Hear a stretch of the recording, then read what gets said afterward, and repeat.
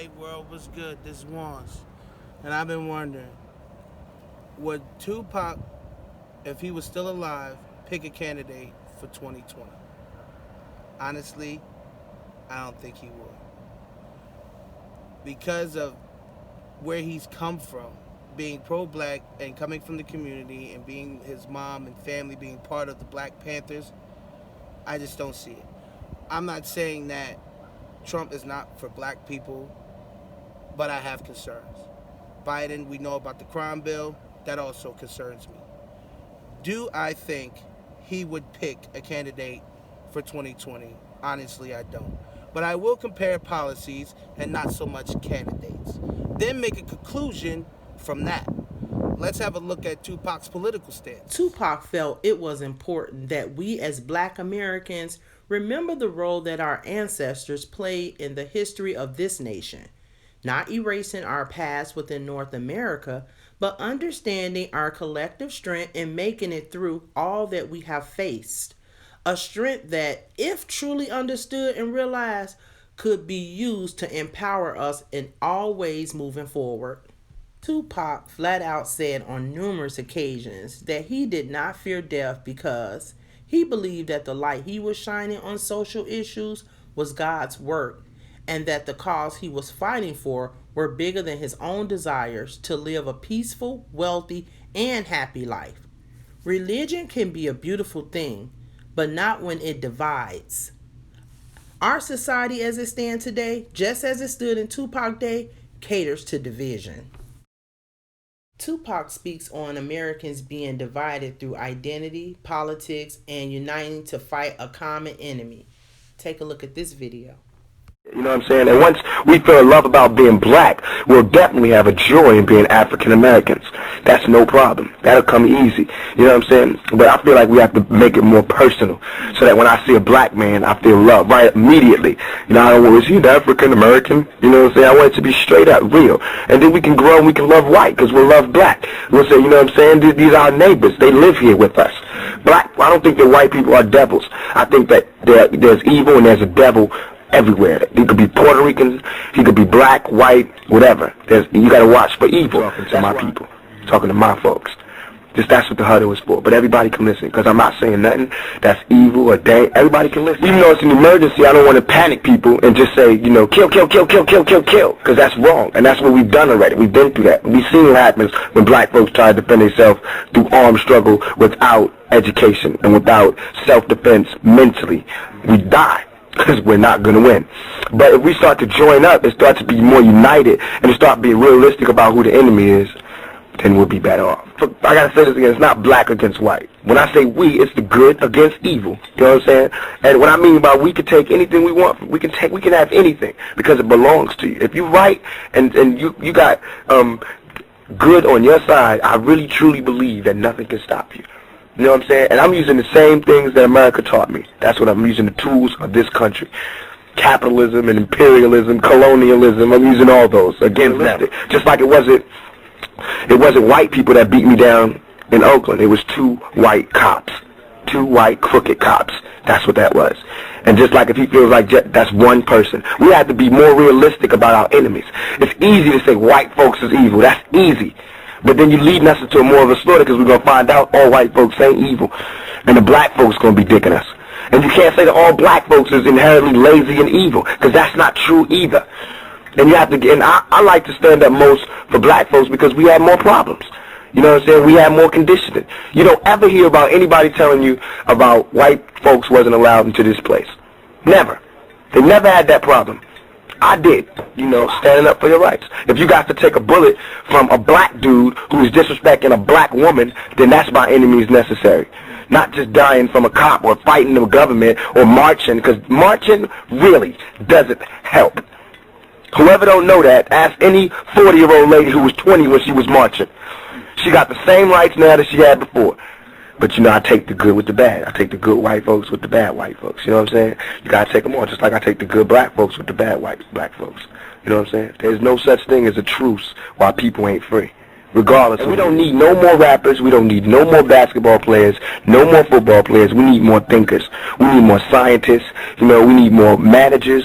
We need more mathematicians. We need more teachers. We need more people who care. We need more, you know what I'm saying? We need more women, mothers, fathers. We need more of that. We don't need any more entertainers. I don't want us to go back to Africa because we built this country as great as it is, and it's a great country, let me say. It's a great country, except it's just the people at the top that's fucking our money over, sending it to Iran and shit. You know what I'm saying? There's people starving. We sending billions to take care of the starving people in Russia. But it's people starving in South Central. You know what I'm saying? Got a war on drugs so the police can bother me? Tupac knew politicians serve the people who fund their campaign, and in his song Letter to the President, he addressed this. Perspective from Tupac's song, Letter to the President.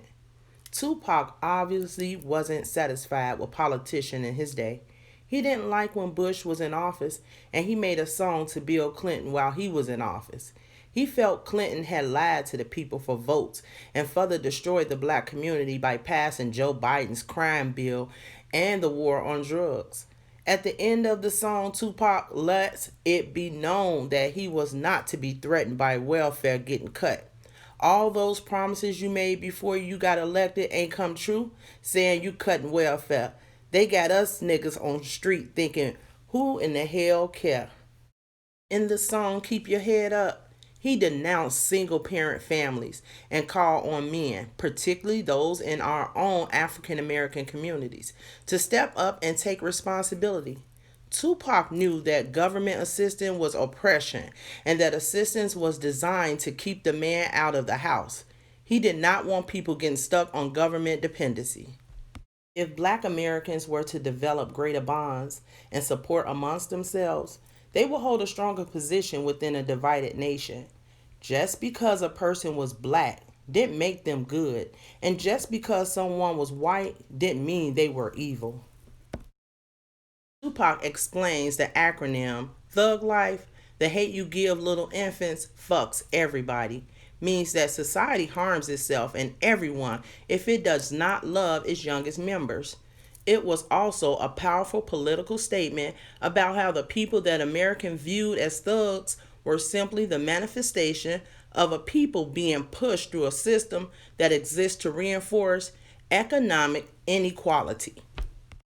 Codes of thug life.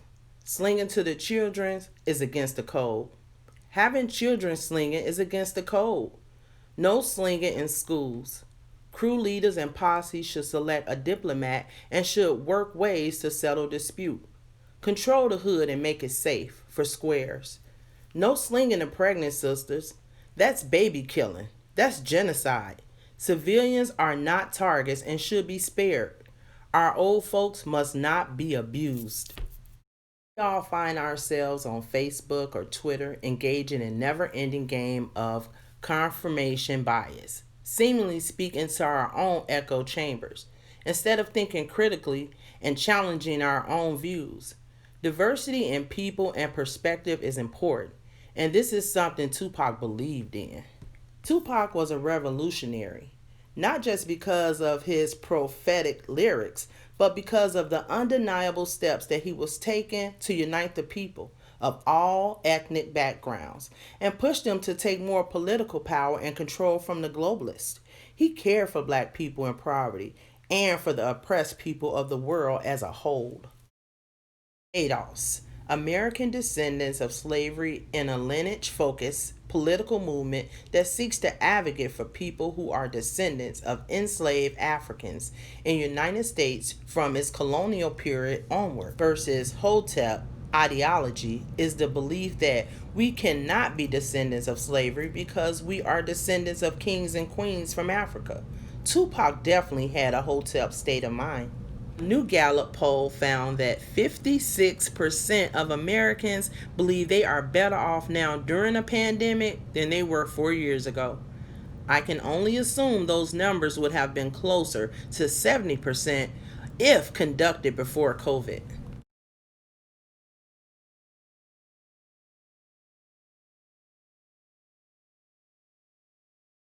Prison reforms mean to improve conditions inside prisons, improve the effectiveness of the penal system, or implement alternatives to incarcerations. First, the crime bill, which was one of the key contributors to mass incarceration in the 1990s. It led to more prison sentences, more prison cells, and more aggressive policing, especially hurting black and brown Americans who are disproportionately likely to be incarcerated. Mostly self funded versus alliance of Republican and Democrats with big technocrat globalist funding.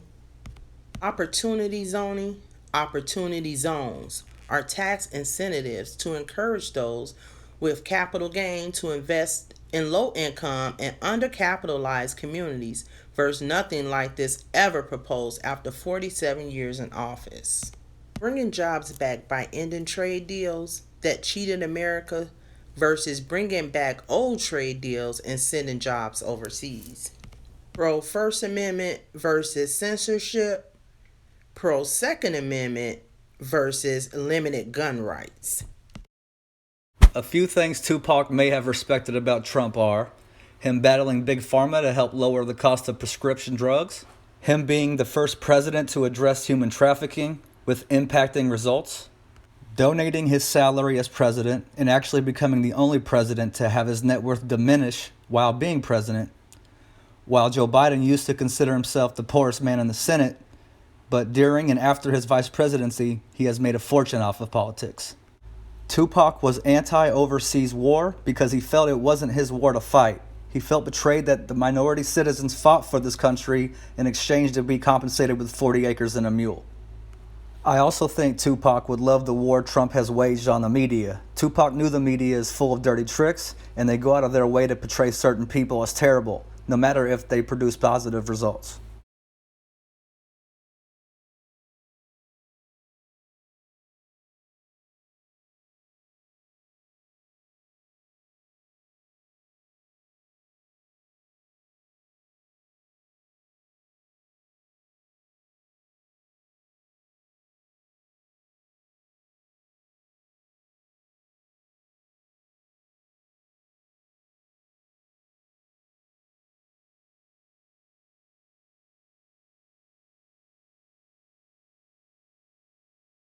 The silver thorn of a bloody rose lie crushed and broken on the virgin snow.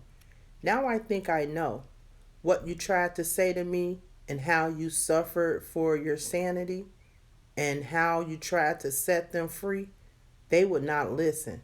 They're not listening still. Perhaps they never will.